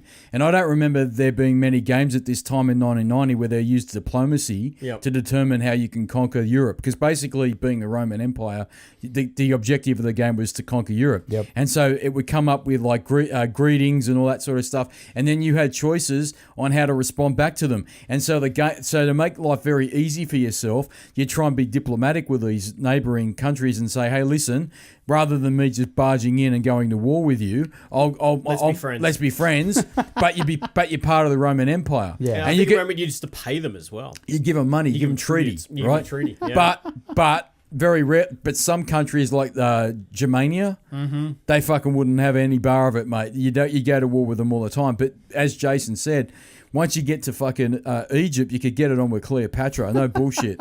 So I can't call it a RAM because that's trademark. I got it. That's mine. But I do have a story about it because I loved this game so much. Because I got a RAM too, and I'll roll the monkeys on. Yeah, because I remember I was in year 4 at the time when I was playing this game. 1990. Yep, I was in year 10. Yep, so I was very much addicted to this game, and I was writing a story in school, as you do in year 4, called The Centurion, which is about my travels throughout Europe and conquering Europe as a centurion does. And I remember having a certain teacher who will remain nameless, who I dislike, and I still dislike. Yeah, you really had a problem with this bloke. You fucking. And you're gonna have to do some editing. You dropped it a few times in a previous episode. We all did. We're all guilty. Yeah. But this guy, I don't think there's me. I don't think even Super Simon. Yeah, I don't think there's a better description for a person like this, and to the point where I, to this day, believe he has been responsible for stunting my education and other things as well. Because I had a teacher that did that too, also in year 4. Off-air, tell me who it is. Off-air, because I can't remember who it is. Because I didn't have him. I'll tell you who it was, because he wasn't around when you were around. So the idea was I was writing this story, and for those people that know who I am, they know that I have a visual impairment. My vision is shit, basically. Because you masturbated too much as a kid. Because in year 4 I was obviously jerking off a little bit too much. Then he got my power glove and he fucking had to go. Had to go at that, and obviously that's made my eyes even worse. So.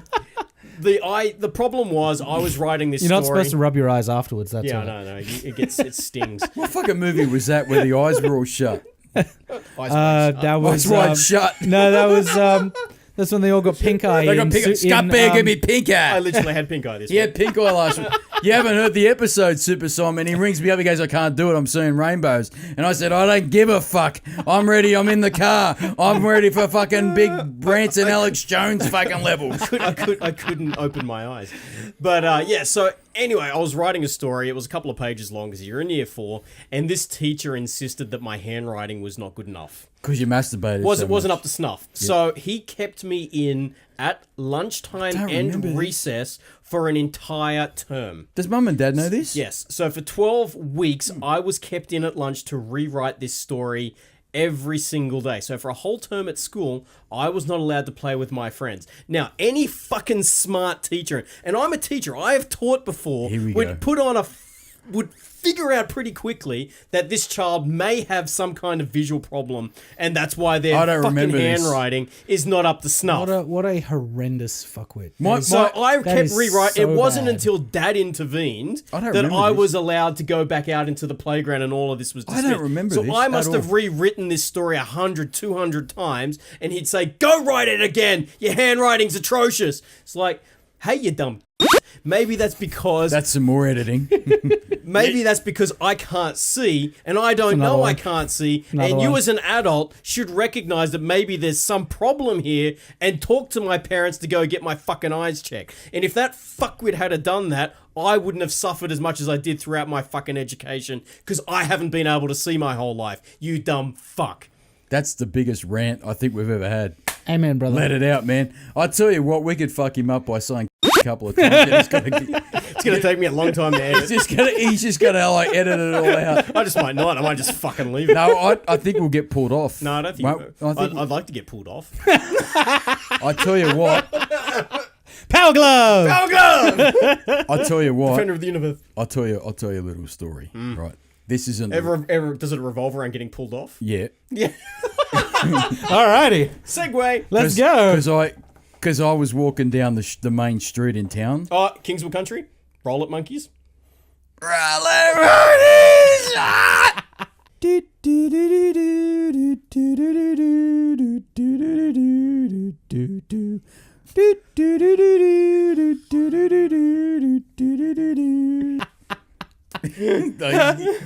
I've got to mix it up.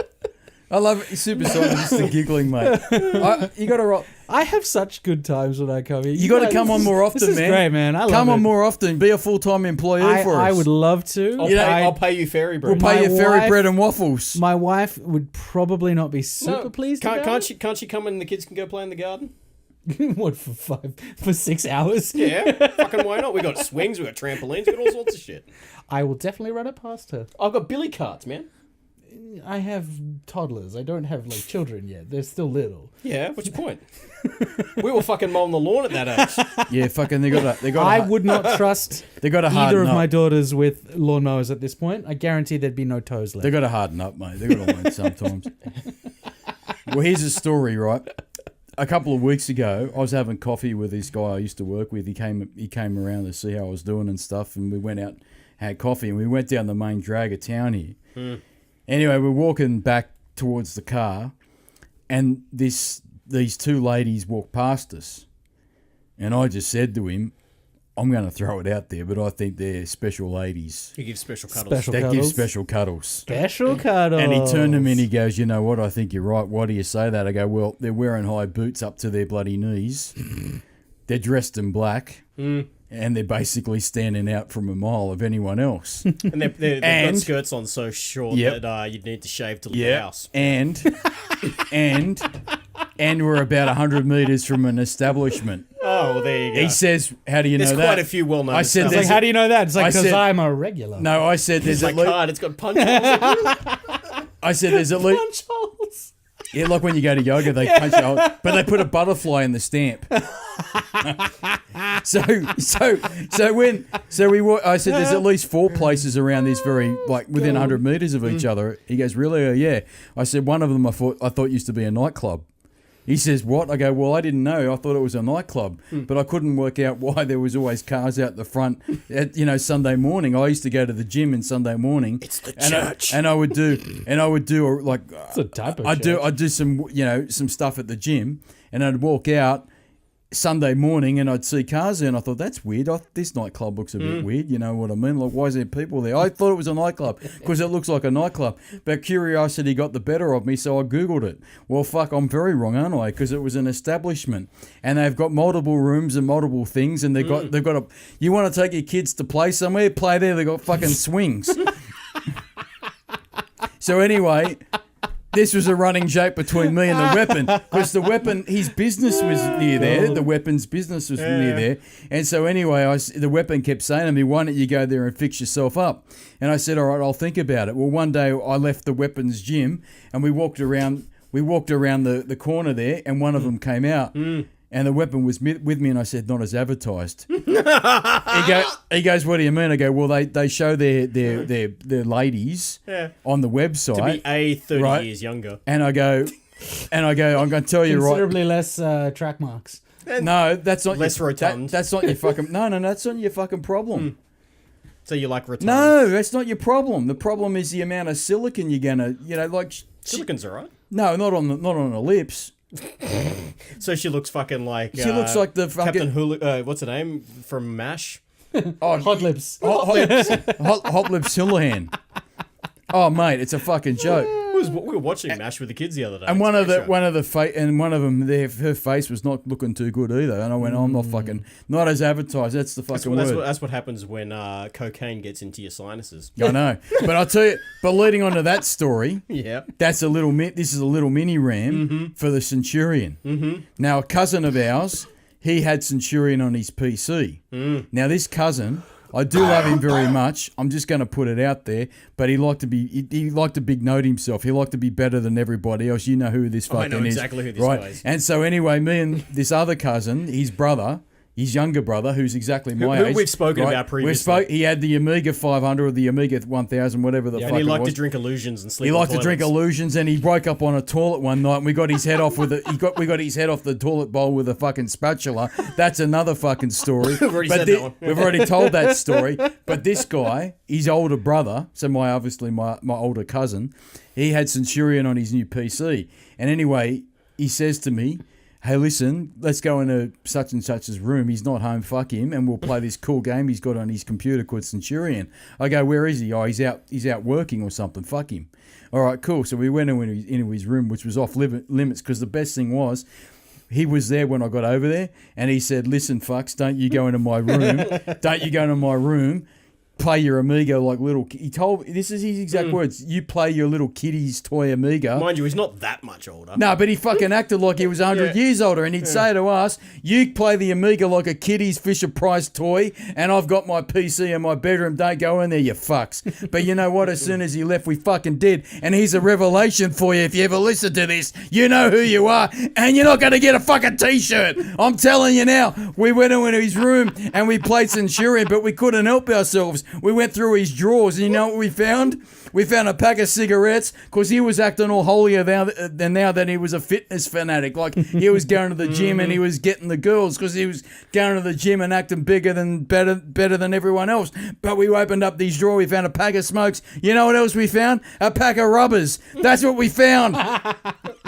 That he probably never used to about 2012. And this was 1990 or something like that. And I'm telling you now, that's what happened.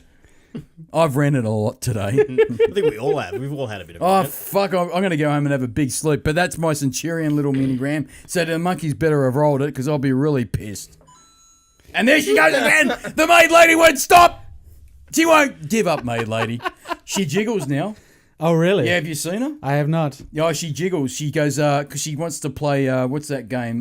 Dance Dance Revolution. Right. And what she does is she stands there with a fucking controller in one hand, one pocket, and something else in the other pocket, and she's dancing. And she says, I'll be live on Twitch very soon. Please come and watch me jiggle. Fisher-Price, my first porno. Nothing wrong with it. I've given up. That's going to be the next T-shirt. Fisher-Price, my first porno. Ours will be Fisher-Price, my first podcast. Yeah. I reckon works. my first porno is a great name for a band. I reckon it would. Actually, you know, Tell little mate. you know the cousin that's coming on tomorrow. Yeah.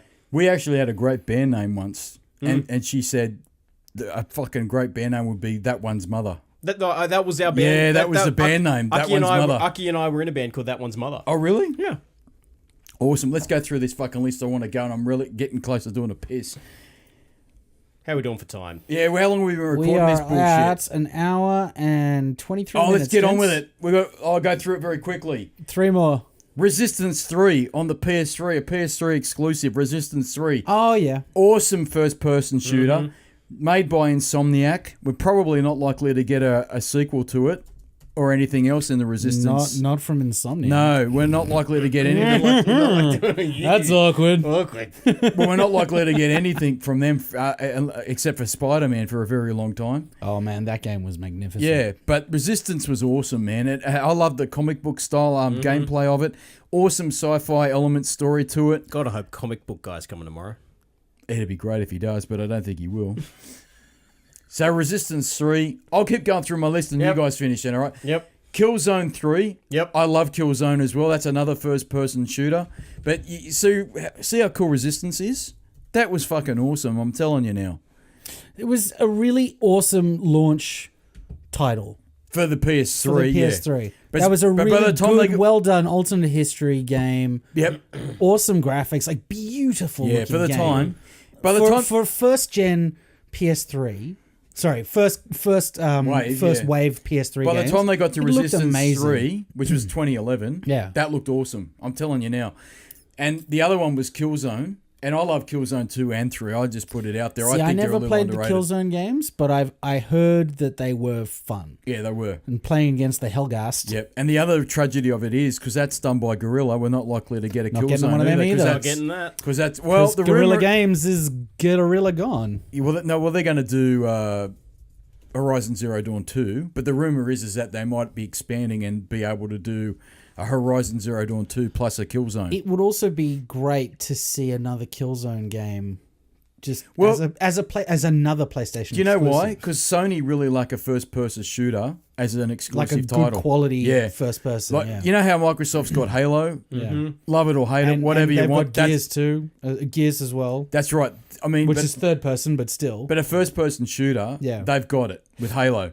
Sony doesn't really have it, really. And Killzone was one of them, and so was Resistance. So really, over the course they had them. So over the course of the PS4, they've kind of lost it. Because I put it on this list too. Because one of there was a launch title for the PS4, and that's Killzone Shadowfall. That was a launch title, and I think that's very underrated. It wasn't a bad game at all. It wasn't the best Killzone game, but it was definitely underrated. And again, we haven't seen that for nearly 6 years. You know what I mean? So 6 years. Well, it'll be 6 years in November since the PS4's come out. Would you believe it? So did you get yours week one? Fucking oath, and that's a story. That's another ram. I got that day, the fucking launch night. I was the biggest nerd you've ever seen. Mate, no, they were bigger on that. They were bigger, but I'll tell you. We've got the next time you come on, we'll have a ram. We'll do a fucking topic of midnight launches. Because I'm telling you now, I've got some massive stories about that shit. But that's another time. So I'm going to keep going through it. We talked about this, you and I, Super Simon. We talked about Infamous Second Son. Love that game. game. That was a really underrated game. Quality. Yep. Great. Like as an add-on, as a launch title, to be that polished and that interesting and that well done. Like the whole open world Seattle move, like being able to climb the fucking Space Needle and the powers. Phenomenal. The powers progression. Yep. It like the good trickle feed and then being able to upgrade and then the duality system, the good bad, like kill a dude, secure a dude. And the way that changed the game too was awesome. Clever. Yeah. And plus Cole, like from the previous Infamous, Cole he wasn't in Phelps, whatever his name was, the electric dude. Yeah, he was shit by comparison. Well, that's controversial, man, because a lot of people like the first. The first one was good. Second one of those was not Infamous 2. Yep. And then Infamous Second Son. My only so great. My only criticism is I didn't like the main character so much. I can't remember his name, to be honest. He was a little bit bratty. He was he was Native American. Yeah, and he had the beanie and all that shit. And his brother was there who was... He was a sheriff. He was a sheriff. I didn't particularly like him so much, but I thought the game and the way they did the open world was really, really good. I'm going to keep going through this so you guys can do it and we can wrap this bitch up. Dante's Inferno, I've talked about that before. That's an old game by Visceral that was closed by EA last year. That's a bit of a God of War clone. Yep. It's a hack and slash. I love hack and slashes so much. But set in hell, right? Set in hell. Some of the level design's a little bit something to do with... Your internet is shit. Yeah, it's terrible. Oh, you're only just noticing that. When I said it takes me a week to upload a video, I'm not lying. So Dante's Inferno is a bit of a God of War clone, and it's also... The level design's something to be desired. It's not great. in parts, and I did break a controller playing it because it was a little bit annoying.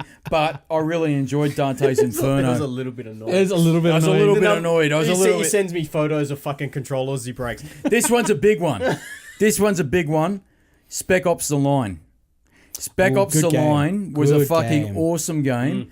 And that that's Dante's Inferno. Just So that- look at that design. Oh, it's man. fucking awesome. But the level design was a little bit off. Some of it was a bit frustrating at times. So you can see where when they did Hell on Doom, the 2016 Doom, there was a lot of inspired from this. Yeah. But you know what? They ended that game with the cliffhanger that they insinuated it was going to be a sequel. Spec Ops: The Line, I fucking love this game because it's all about mental illness, morality, and you know what it reminds me of? It reminds me of playing a version of Apocalypse Now because you're chasing down a crazy colonel, and by the time you get to see that colonel, you question everything in that game. You question about your own sanity, and you find out that some of the things that you did were actually what you did. You did War crimes. Yeah, it was. Yeah. You did war crimes. You know what I mean? You had to choose. But what you found out was that you actually were responsible for it, but you didn't remember it. It's fucking amazing, that game. But as a gameplay side of things, it was just basically a cover shooter, very akin to a Gears of War. But Spec Ops: The Line is fucking awesome, and you can play that now on backwards compatibility. Nice. It's really, really cool. I've talked about Legacy of Kain, Soul Reaver to death. The other game I want to talk about was a PC game, Warlords. A fucking awesome game. This was a... God, we played This the was fuck out of a that. turn-based strategy game. That's new shit. That's the original there. That middle one. Go down. That one. That's the original Warlords on the PC. I don't believe it went anywhere else but the PC. Warlords was only an MS-DOS based game, and it was a not a first-person shooter. wow. It was a real-time strategy game, and you could pick between 4 different factions, and you had to control the map. They followed it up later on in the early 90s, I believe, with Warlords 2, which was even better. Yeah. And they had random maps, and they actually had mods on it too, because they had like a World War II mod on it. You remember that? You could play as the Germans or the Allies. It was fucking amazing. Kind of reminded me pre-Command and Conquer kind of thing. That's Warlords 2, Super Simon. See that? Warlords 2 Deluxe DOS. So they had mods on it, and that was fucking awesome. And see that head? The head. That's the head. He'd go, Welcome, Warlord. all thy gold must surely be a burden. And if you're doing bad, it'd go, do you feel the wolf snapping at thy heels? It was awesome. Warlords 2 is one of my favourite strategy games, like real turn-based strategy games. So there was Warlords 2, and then I'm on my final Post-it note. Where the fuck is going on with these fucking post-it notes? Yeah, what's why you should use a spreadsheet, motherfucker. One last one. Two to go. June. Remember the original June, which was June. yeah, which was I believe a real-time strategy game. One of the first. I think that was DOS as well. That was MS-DOS or a PC game, and that was 1992 that came out. That was fucking awesome because I loved it because it was based on the book. And you could pick the House Atreides or Harkonnen. Yep. That's a newer version of that game, I'm sure of it. But that was awesome, that game. And this is a bit of the racer in me. GP2, Grand Prix 2. Jeff Crammond's Grand Prix 2. That game... You played the fuck... On that PC, game, right? You played the on shit out of PC. that. And that game had the FIA license. Yep, so it had all the teams, it had all the liveries, based it on had the, everything. Based on the 1994 season. That's it, GP2, that's it. Is there an equivalent... That's it. Is there... Because we had Indy 500 as well. I remember playing that. I don't remember that so much. That's a mod there. Microprose. It was by Microprose, yeah. See, that's the original They made box some art. great games. See, I need a Formula 1 game. that's the original box art there with Ayrton Senna. Yep. I think that's Ayrton Senna. No. Might be Gerhard Berger. Because this is just after Senna died when it was released. Fucking amazing. They followed it up in 1998 with GP3. And that had weather effects, like dynamic weather. Cool. Which back in the late 90s, I'm telling you now, was fucking amazing. I don't believe this didn't have dynamic weather, but this had the proper liveries and the proper drivers of the F1 season from 1994, except for Ayrton Senna because he passed away, unfortunately. So this was an amazing race. It was a racing simulator because it was so detailed in how you could set cars up and what you could do with the cars.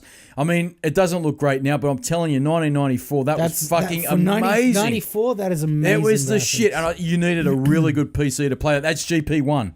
That first one that you went, that's the first GP game, that one. I remember that. You remember that? Yeah, and GP2, that was what it looked like, and it was fucking amazing. You know what else? And to this very day, they release it now. Codemasters release it. They've got the license for Formula One, and they release it every year. So last year they released Formula One 2018. But back then, they still don't even have it to this very day. But back then they had random car failures, so your engine could just shit itself. Your gearbox could shit itself. So even in the new version, it doesn't. They don't have it. That sucks. They have other things like if you don't change your engine on a regular basis, your engine will shit itself. Yeah. But they had random like tire punctures. Yeah. They had. But I want all to be Dan sorts of Ricciardo stuff. where everything goes wrong. Yeah, poor prick. Poor prick. That's what I want to play as Dan Ricciardo. I know. And then every single race, at least I know something's going to go wrong. Fucking Red Bull. There That was amazing. One more game that I cannot done, remember by the way. for the life of me. It was a 2-player co-op game on 360. You were mercenaries and you had these big hockey mask looking faces, and you could like upgrade guns. And you were in the Syndicate. no, Was it wasn't Syndicate? Because it that- wasn't Syndicate. Shit, we played that. I would too. put- Syndicate, I totally remember. I would was put that on this list, but I don't think it's underrated. definitely not. That was so massively because people rated. love that game. I'm gonna try. It was like Blood Brothers or something. I don't know. I can't remember what it was. But for what it was worth, it was a really fun co-op underrated game. It got a sequel, and Because Syndicate got a sequel too, didn't it? Syndicate 2, I'm they sure. made it did, into yeah. and they tried to make Syndicate into a first person at some point. Yeah, I it got a think, bit weird. and it got shit. Yeah. But Syndicate was massive. I love Syndicate. I mean, I left it off this list because I know it's not underrated. People love that game. And I love playing Syndicate. But that when you said Cyborgs, I went, he's talking about Syndicate. Yeah, no, they were just normal dudes, but they were mercenaries, and they went and it was co-op, and you had these different masks that you had to you wore just like as protection for your face. I cannot for the life of me remember, but it's spawning this other memory, which was this is the shittest game, but I thoroughly enjoyed it. It was 50 Cent Blood in the Sand. It was a. That's definitely underrated because it. No, I don't even know that one. Well, that's another. You know what, Super Simon? Yeah, you can come we'll back. keep that for another time. We'll do topics where games that were shit, and everyone else said they were shit, but we liked loved them. That's a fucking other topic. I will definitely bring it up there. So keep that one. Put that in the parking lot, as they say in the corporate world. Go fuck yourself, corporate world. I don't put anything in the parking lot now. It's all up here on fucking post-it notes. Jason, Relaxation. Have you got another one? Nah, man, I'm done. All right. Well, let's wrap this bad boy up because guess what? Got to take a piss. I got to take a piss. Are we spent? Have we ranted? Well, I'm done. Are the monkeys stuck rolling shit? Monkeys rolling. Everything. You're spent, Super Simon? I am officially spent. Super Simon, thank you for coming back in. It's been my absolute pleasure. We want you back full time. Get him a fucking t-shirt. I'll get you a t-shirt. Yep. You can be the third. Jason, team member. Relaxation, thank you for coming in and joining me on this rant down memory Well, thank lane. you for coming here because this is my place. It's our mum's basement. This is Jason lives with his mum. He does. He's a loser, and he's got a power glove that he's going to jerk off into later on. This is, Says Mr. Tinder. I don't deny it. I'm going to go home and look at all the chatterbait chicks and have a funny business with myself. That's the latest one. Have you seen that? I know what Chatterbait is. I'm telling you now. In the next life, I'm going to come back as a hot chick. And when I become like in my early 20s, I'm getting on the cams and making a fortune. And I'm never going to leave the house. That's what they do. Yeah. I know. You know I'm fucking not making that up. I know for a fact. This has been Invert the Why. I don't know what episode it is because Jason Relaxation will not let me tell you what number it is because he wants to edit it and put it up when he feels like it. So it's his fucking fault. I don't know, but I'm going to tell you right now. It's number 13. No, it's 12.1. Oh, it's 12.1. Version 1 point. Look at the eyes. Look at the ass, King. Look at the ass. He's looking at me with a death stares. Thank you, Super Simon, for coming in. Thank you for having Jason. me. Thank you, Jason Relaxation, for being you. Don't go changing. I've been Retro Dan. I'm sorry for ranting and going down memory lane and remembering games that are underrated. I can't help it. It's a rabbit hole I can't get out of. It's something I have to improve on, like everything else in my fucking life. But what can I do? And next week we'll go down another retro memory lane of some more bullshit that I've got in my little sick head. Who knows where we'll end up? Who knows what year we'll go to? It's like the time machine. Super Simon, you come down to this mum's basement and you could end up at any time. I love it. And talk about anything. Literally anything. This has been Invert the Why. Thank you very much for your patronage. All 2 people that have been listening for this bullshit podcast. I'm Buster for a piss. Roll it, monkeys!